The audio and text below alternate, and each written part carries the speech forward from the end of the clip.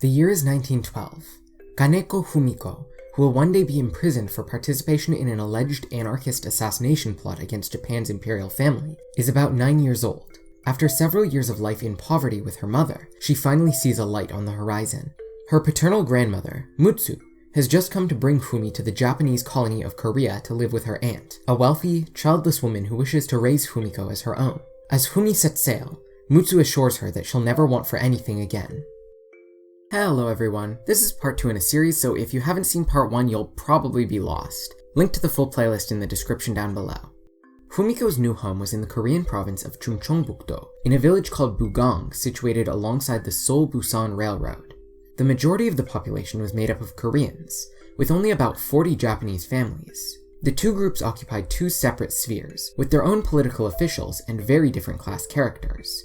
The Koreans were just average people, and colonial subjects, whereas the settlers were largely wealthy and money-focused agents of the empire. Fumiko noted that money was everything among the settlers. They had come to Korea for profits, and were bound together only by wealth and status, with no community spirit to speak of.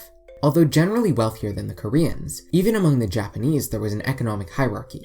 The wealthiest and most powerful among them owned large plots of land, which served as their main source of income, while the police, station master, doctor, and teachers formed a slightly lower class, and the rest of the Japanese community, who worked as store owners, farmers, and construction workers, sat at the bottom, just above Koreans. This lower class would be included in Japanese-only events, but only as onlookers, while members of the higher class took center stage. Fumiko's aunt's family, the Iwashitas, were among the more influential families in the village. They owned 5 or 6 tracts of wooded land, as well as paddy and dry field plots which they rented out to Koreans. They invested the rent money into high-interest loans, also to Koreans, to increase their profits. Shortly after Fumiko's arrival in Korea, it became apparent that Mutsu had no intention of holding to any of her promises. Not only did she not receive any of the fancy clothes and toys she'd been promised, but her grandmother refused to publicly acknowledge her as a relative, instead telling people that she'd taken Fumiko in out of pity from a poor family she barely knew, and threatened that, "As far as the register goes, you're absolutely unrelated to us, so if the truth comes out, you and your family will all have to dress in red," referencing the red clothing of prisoners. Mutsu would constantly hold Fumi's unregistered status over her head, telling her that being unregistered was as good as not being born, and accusing her of insufficient gratitude if she requested anything after the Iwashita's noble acceptance of Fumi into their own registry book. Needless to say, although the family would expect Fumiko to act according to the noble standards of their line, they would never treat her as one of their own. Fumiko's one solace in this period was that she was able to regularly attend school and, much to her joy, was enrolled under the name of Iwashita Fumiko, though with the threat that she would lose her access to the family name if she did anything to embarrass them. This one joy was made frustrating for her by the arbitrary rules the Iwashitas placed her under, however. She was given a room in one of the outbuildings to study in, and ordered to go there after every school day to review her readings, spending an hour on each subject. This review was mind-numbing for Fumi, who had always excelled in school despite her disadvantages due to her bright mind and strong memory. By the time she was in 3rd grade, she was already reading at a high school level, she never had any difficulties in mathematics, and she was able to memorize songs with only a few listens. Although she at first tried to do as she was told, she quickly bored of spending hours each day going over content she had already taken to memory. She told her grandmother that she didn't need the review, but was told that "you're not with poor folks like the Kanekos anymore, and you're not going to get away with lazy ways like one of them." When she requested more challenging books instead, her grandmother reprimanded her for talking back and insisted that her school books were all she could handle. Naturally, the young Fumiko couldn't help but let her mind wander, and took to playing with her ball or making dolls during her allotted study time. After Mutsu caught her playing several times through random check-ins, however, Fumi's study time was taken away, and she was stripped of the Iwashita name from the start of 5th grade. Fumiko's school life was also made worse by her family's elitism. She was prevented from so much as playing with the other children after school, as Mutsu claimed that the way that they were allowed to run wild was a mark of poverty, and that it would be a disgrace to the Iwashitas for Fumi to behave in such a way.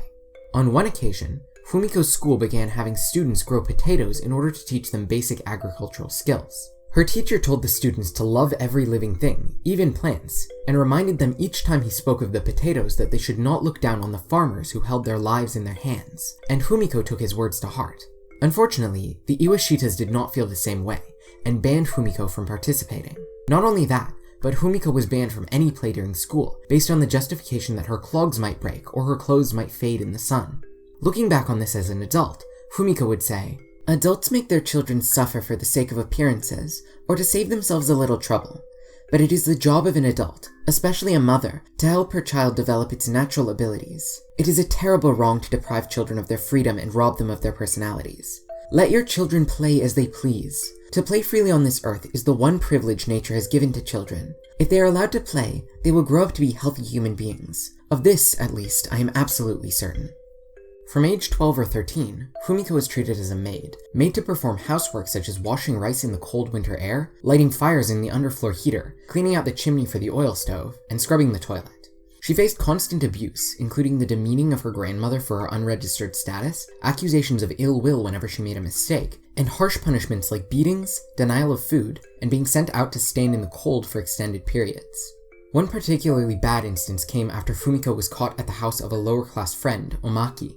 See, Mutsu had banned Fumi from walking with Omaki, insisting that she not be seen with people from below the family station.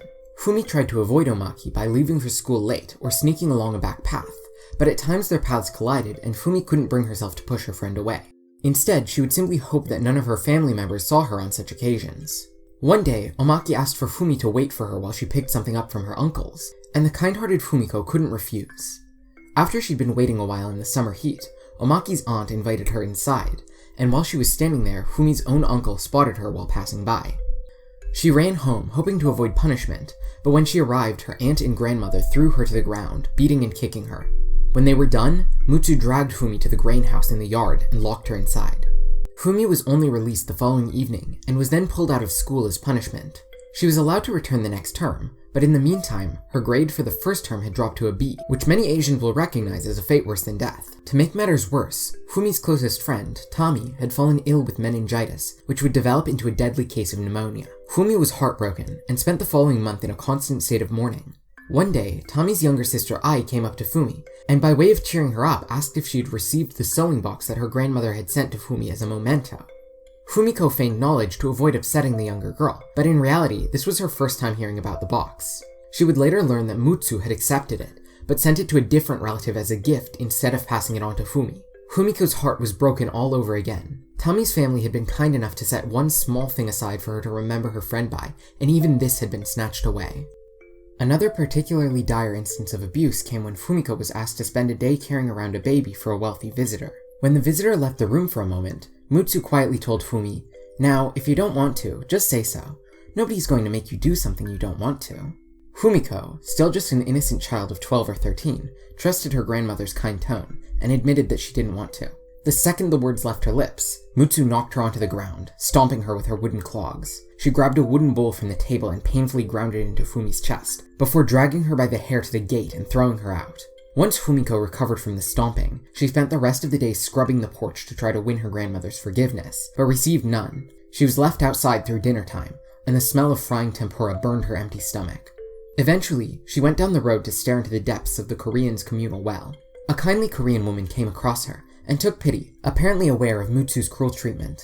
She took Fumi to her home and offered her food, but out of fear of how Mutsu would react if she found out she'd accepted food from Koreans, Fumi turned down the offer. Returning home, she begged for forgiveness outside the door, but received none. She returned to her room too exhausted to even change into her nightclothes, and when she woke the next day, she didn't even have the energy to get up until lunchtime, when her late rise was simply taken as proof of her insincerity. This was the last straw for Fumiko. Starving and exhausted with no forgiveness in sight for her crime of speaking honestly, her spirit was broken. In this state, she decided her best option was to die. Fumiko first went to throw herself in front of the train, but after reaching the tracks too late, she determined to drown herself. She went to the local river and filled a bundle with rocks, tying it around her waist to weigh her down, and gazed into the dark waters of the river. She began to second-guess her decision, overcome with a sense of dread about what lay beneath, when suddenly she heard a cicada above her. Looking around, she was struck by the beauty of nature. Nature had been a great love throughout her life, from the village she briefly lived in during childhood, to occasional trips to pick chestnuts on a mountain owned by the Iwashitas, during which she found a brief respite from her typical life. She realized how much there was beyond her grandmother's house, and became sad about all she would be missing out on in death. And then, resting against the bough of a willow tree, she had another thought. If she were to die, what would her grandmother and the others say about her, about why she died? They could say anything they liked, and I would never be able to deny it, to vindicate myself. I cannot die now, I thought. No, I have to seek vengeance. Together with all the other people who have been made to suffer, I have to get back at those who have caused our suffering. No, I must not die. And thus, Fumiko decided she would live on, powered by pure, unadulterated spite.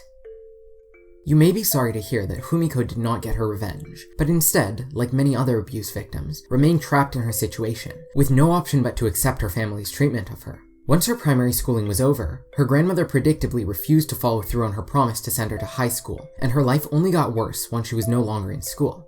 She was given little opportunity to escape her grandmother's watchful eye, and was moved to a worse room, which was called the Maids Room behind her back.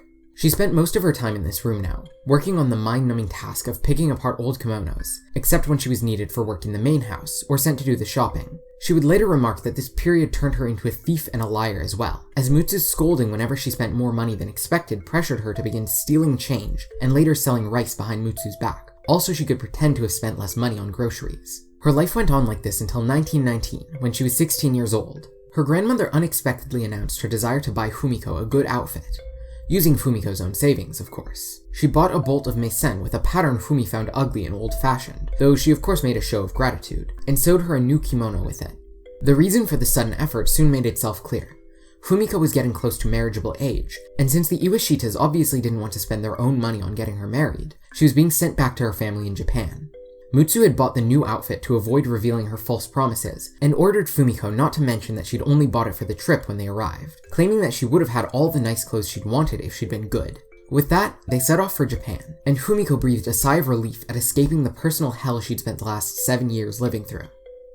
And that's where we'll wrap up part 2. Thanks for watching, everybody. In the next part, we'll discuss Fumi's return to Japan, her life as a young adult, and the ideological developments that would bring her to her ultimate fate. Be sure to subscribe so that you don't miss that, and I'll see you next time.